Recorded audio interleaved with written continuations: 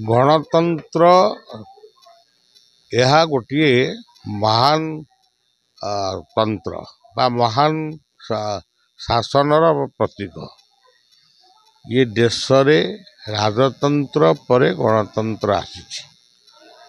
गणतंत्र प्रकृत अर्थ होउची उपयुक्त व्यक्ति को कौनसी प्रलोभन रे न पड़ी निजे निज मन को बुझे निर्वाचन कर सब निर्वाचन हिंसा ये अगणतांत्रिक कथा। तो निर्वाचन रे हिंसा नहीं। ये जो माने करुचंती ये माने केवल मद्य मातक खाई गोटे माने गोटे नाटक सृष्टि कर। साधारण लोक वार्ता होती जे जीए तम पाई सुखर दुखर साथी हो पारिबो जहाकू तुम भावुच उपयुक्त व्यक्ति से व्यक्ति को निज स्वाधीन भाव व्यक्ति साब्यस्त कर।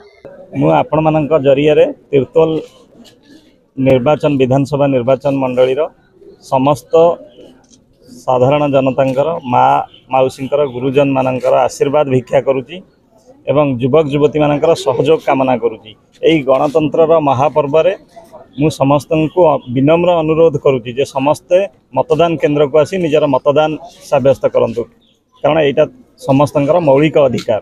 ए मौलिक अधिकार साब्यस्त करंतु एवं आपण मानक जरिया रे मु आउ थरे समस्त आशीर्वाद कामना करुची।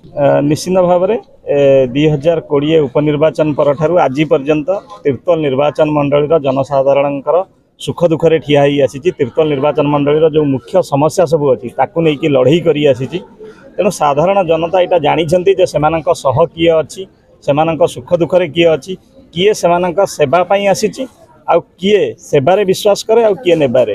तेणु से जिनस बहुत जनसाधारण बहुत अवगत बहुत भल भाव अवगत अच्छा। तेणु से निश्चिंत ठीक डिसीजन नेबे एवं आम उपर निश्चिंत भाव में आशीर्वाद और सहयोग रखिकी आमको विजयी कराई। गणतंत्र महापर्व आज हूँ अंतिम दिन। उक्त दिन में आज भोटर माने सामान्य मतदाता माने तार अति आग्रह सहित उत्कंठार सहित से मत साब्यस्त कर गणतांत्रिक अधिकार। निश्चिंत भाव में भारतर गणतंत्र प्रति निश्चिंत भाव गोटे स्वागत जोग दिन। समाज अच्छी माने समस्या अच्छी समस्या अच्छी माने समाधान अच्छी।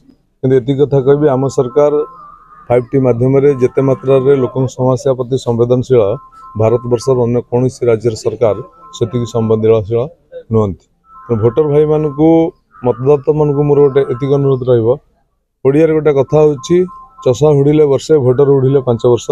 अंतत पक्षे भोटर माने उपयुक्त प्रार्थी योग्य प्रार्थी देखिक मतदान करेंगे बोली मोर आशा विश्वास अच्छी।